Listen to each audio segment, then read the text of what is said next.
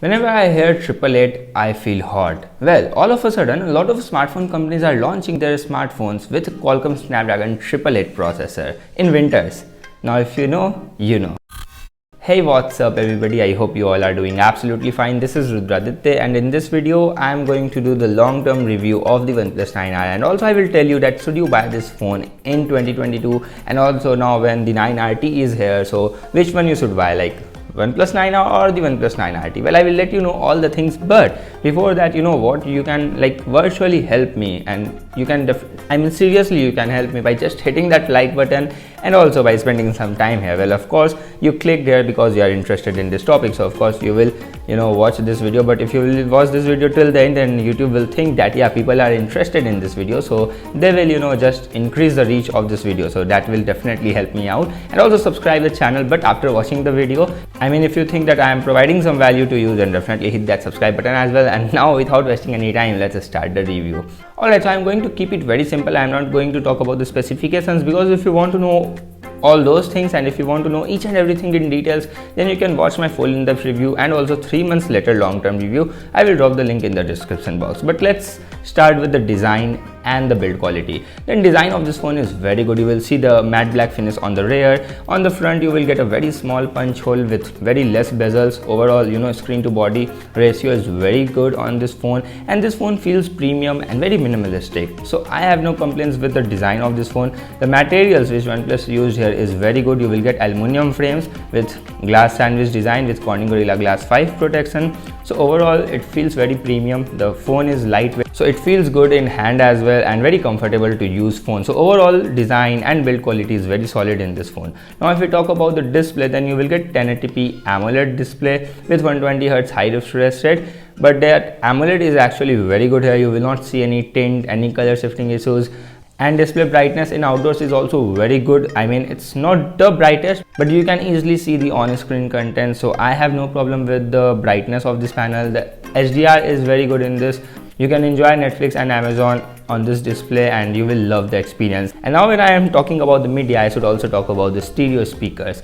Well, the stereo speakers is damn so good. It's mind-blowing. OnePlus make very good stereo speakers. Same goes for OnePlus Nord 2 as well. And here, yes, it's very loud, very deep, and it's very good. I'm so impressed with the speaker. In fact, this is better than the Pixel 6 in terms of speakers, so that's the thing to note.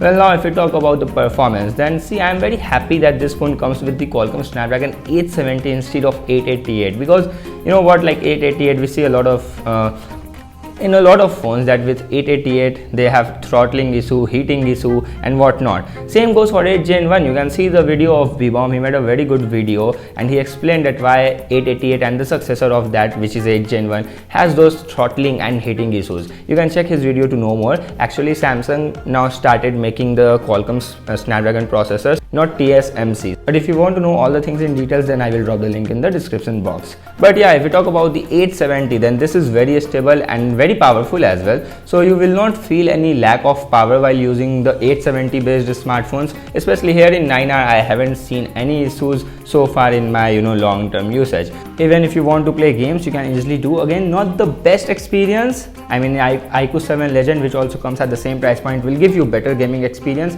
But again, if you are looking for an all-round performance, then this phone is very good.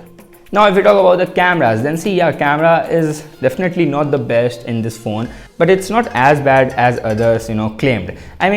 It definitely lacks low light shots. Low light shots are not good, and dynamic range could have been better, but it's not very bad, it's decent. But if we talk about the human skin tones, then it's very good. If we talk about the normal shots, regular shots like point and shoot, like I just want to click a picture here, then it will done the job for me. Video recording capabilities are damn so good, and also with tons of rich features, like you can switch between the lenses in 4K 30 FPS, and there is 4K time lapse as well, and the video quality is also very good. So in camera, there are a lot of things like ultra wide angle camera is not very sharp. You will see some lack of details in the ultra wide shots. Macro lens is good in good lighting condition. It will give you fabulous results.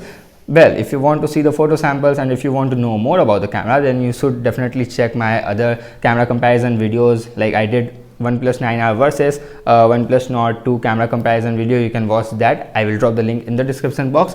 Well, talking about the heating issue, then see, I haven't faced any heating issues. In the starting, a lot of people were curious to know that if OnePlus 9R has a heating issue or not. Then well, I also made a video on that topic as well. I compared this phone with few other phones as well in the same environment with same usage, and I checked that which phone heats more. So you can check that video as well if you have any doubts. I mean, if you still have any doubts. Well, now let's talk about the battery. Then battery is super good in this phone. First thing first, 65-watt warp charger is super fast. It will charge your phone in like 30 minutes, 35 minutes from 0 to 100%.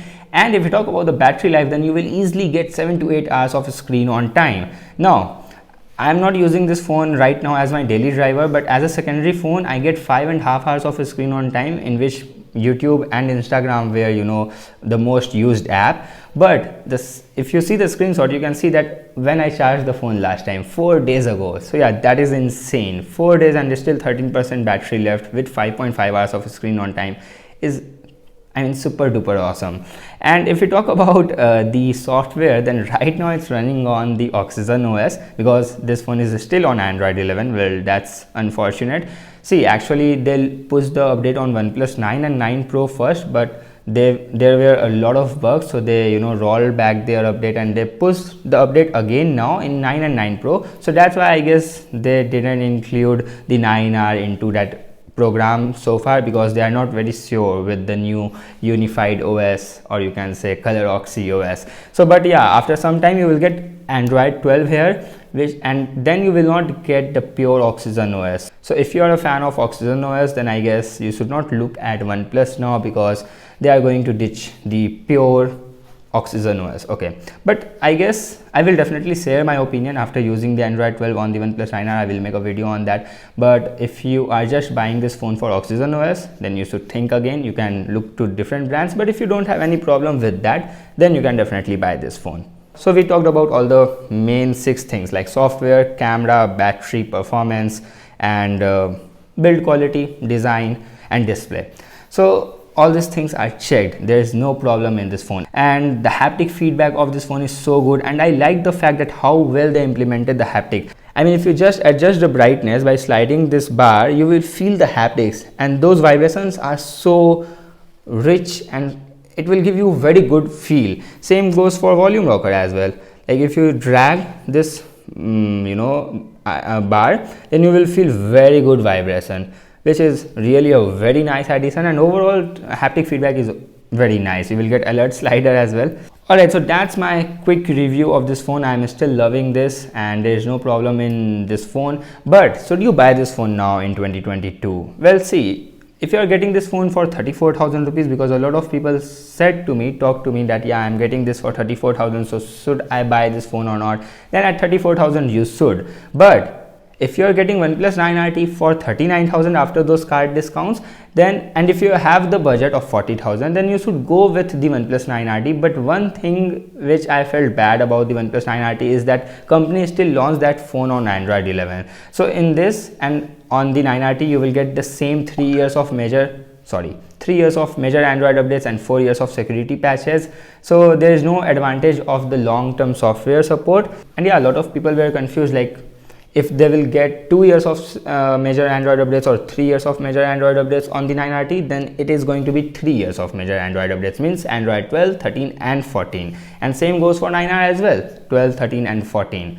But here's the catch, you will get Qualcomm Snapdragon 888. Now, as I said, they launched the phone in winters, so we don't know that if it is going to behave like a heater in summer or not. We can't say, because I see some videos, videos of other YouTubers, and while playing the games, the temperature still touches to 38-39 degrees Celsius. So I guess it's very easy to say, or maybe to imagine, like in summer it will go up to 43, 44, 45 degrees Celsius, who knows. So that's a risk. But if you're not a heavy user, if you're not a gamer, then I guess you can go for 9RT, but don't buy 9RT for 43,000 rupees.